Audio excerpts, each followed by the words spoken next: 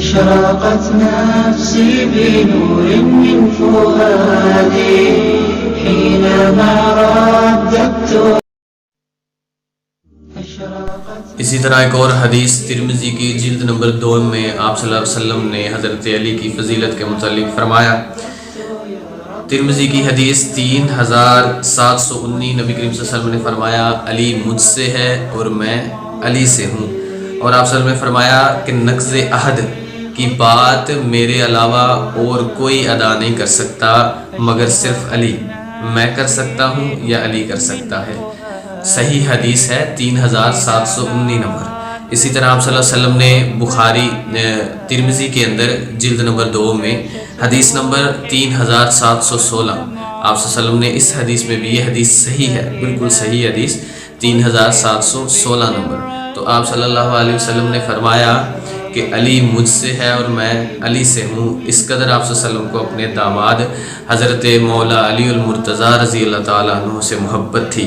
اور اسی طرح ایک اور حدیث میں 3732 نمبر حدیث، یہ بھی ترمذی کی حدیث ہے. نبی کریم صلی اللہ علیہ وسلم نے ایک موقع آیا تو آپ صلی اللہ علیہ وسلم نے فرمایا کہ مسجد نبوی کے تمام دروازوں کو بند کر دیا جائے مگر حضرت علی کے دروازے کو بند، باب العلی کے دروازے کو بند نہ کیا جائے. بے شمار حدیث حضرت علی رضی اللہ تعالیٰ کی شان پر، ان کی فضیلت، فضائل و مناقب پر.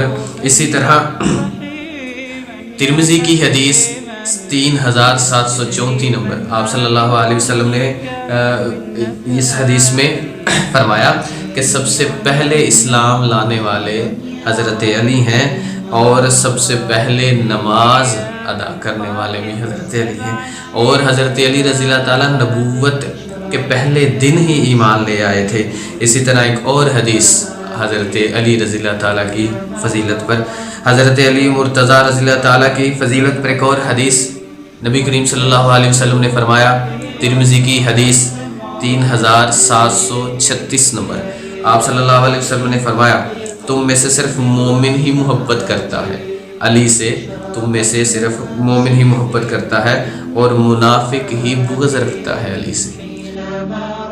یعنی کہ اس حدیث کا مطلب یہ ہے کہ مومن جو ہے وہ جو حضرت علی سے محبت کرتا ہے وہ مومن ہے، اور جو حضرت علی سے بغض رکھتا ہے وہ مومن نہیں ہو سکتا، وہ منافق ہے.